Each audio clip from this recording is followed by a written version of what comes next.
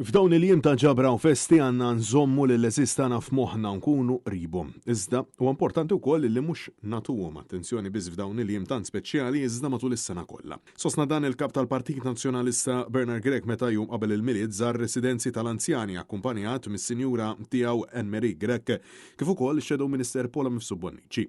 Huma żaru residenza tal-anzjani St. Catherine f'Ħattart Casa Antonia ħal-Balzan kif ukoll is-Simplija Care Home fin-Naxxar fejn tkellem ma' numru ta' residenti.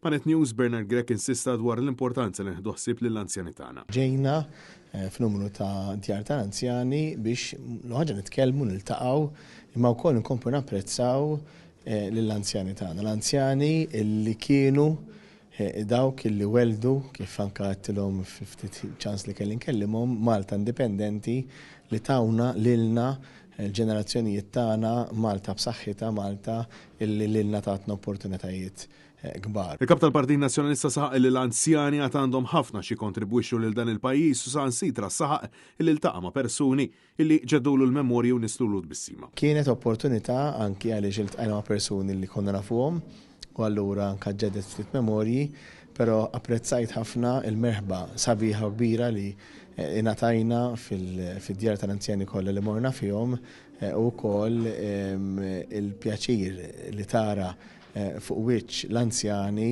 li japprezzaw ħafna li ġejna anka narawhom. Bernard Grech sostna illi l-poplu Malti Wawċi huwa poplu li jaf iħobb u jost lill eżistijaw fil-waqt li qabbel l-anzjani ma' teżor kbir. Huwa poplu li mhux biss huwa reżiljenti, ma huwa poplu li jaf iħobb li joss l-anzjani tagħna jibqgħu teżor importanti għalina bħala poplu irdu nieħdu ħsiebhom. L-appell tiegħi huwa mod speċjali l-poplu kollu, però anki lill-familjari biex jieħdu ħsieb illi jibqgħu jagħtu valur lil dak l-anzjan il dik l-anzjana illi kienet hemm għalihom matul ħajjithom u li allura issa fl-aħħar ta' ħajjithom għandhom ikunu hemm għalihom huma wkoll.